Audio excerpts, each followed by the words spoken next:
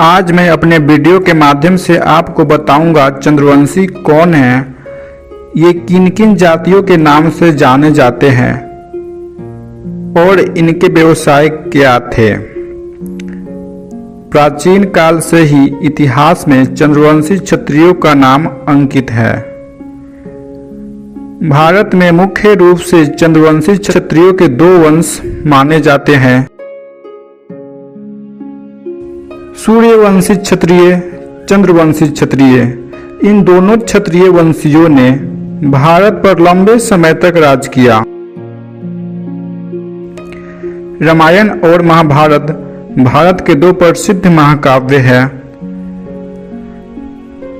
रामायण सूर्यवंशी क्षत्रियों का इतिहास है और महाभारत चंद्रवंशी क्षत्रियों का इतिहास है। भगवान राम सूर्यवंशी थे, लेकिन राजा भरत और उनके वंशज पांडव और कौरव चंद्रवंशी क्षत्रिय थे, जो अभी भारतीय संविधान के अनुसार चंद्रवंशी क्षत्रिय समाज का वर्ग अत्यंत पिछड़ा जाति का है। आजादी से पहले इस समाज की ऐसी स्थिति नहीं थी। चंद्रवंशी क्षत्रियों ने इस देश पर 5000 वर्षों तक राज किया है, ये इतिहास में दर्ज है।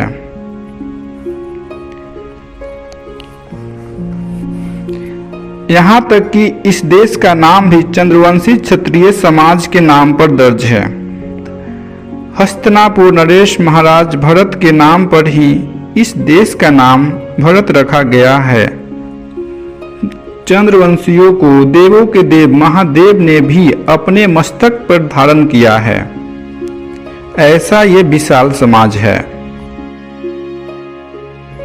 कौरव और पांडव भी चंद्रवंशी क्षत्रिय थे। इन दोनों के बीच गृह युद्ध हुआ और ये दोनों आपस में ही लड़े। ऐसा कहा जाता है जो क्षत्रिय वर्ग के थे वही अपने देश के रक्षा और सम्मान के लिए सबसे आगे रहा करते थे। जब भी किसी का शोषण हुआ क्षत्रिय सबसे आगे रहे। मुगल काल में क्षत्रियों का सबसे ज्यादा विनाश हुआ। वर्तमान में कई राज्यों में यही चंद्रवंशी कहीं खुद को कश्यप बताते हैं तो कहीं खुद को कहार बताते हैं। इनका व्यवसाय आज से 40 से 50 वर्ष पहले इनका व्यवसाय उच्च जाति के घरों में पानी पिलाने का कार्य करते थे और इससे पहले इनका कार्य डोली उठाने का था और वे कहार जाति के नाम से जाने जाते थे।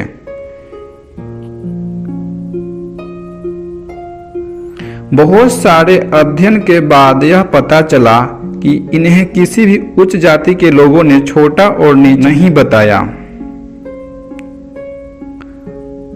अब बात आती है, जब चंद्रवंशी क्षत्रियों ने भारत पर 5000 वर्षों तक शासन किया तो वर्तमान में इनकी ऐसी स्थिति क्यों है।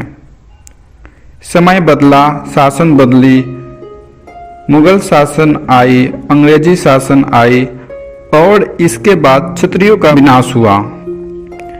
मुगल शासन के दौरान इन क्षत्रियों का सबसे ज्यादा विनाश हुआ और इन क्षत्रिय वंशियों ने समय के साथ खुद को अन्य जाति में विभाजित कर लिया। कहीं कहार, कहीं कश्यप और कहीं अन्य जाति के नाम से ये जाने जाने लगे। वर्ष 1303 से पहले दुनिया भर के किसी भी इतिहास में कहार जाति के बारे में नहीं बताया गया है। वर्ष 1303 के बाद कहार जाति का उदय हुआ। इससे यह पता चलता है वर्ष 1303 के पहले कोई कहार जाति नहीं था और ये जो कहार और कश्यप जाति के लोग हैं ये कहार नहीं चंद्रवंशी क्षत्रिय हैं। हमारा वीडियो देखने के लिए आपका बहुत बहुत धन्यवाद। यदि हमारा वीडियो आपको हेल्पफुल लगा हो तो हमारे चैनल को जरूर सब्सक्राइब करें और हमारे वीडियो को लाइक करना ना भूलें।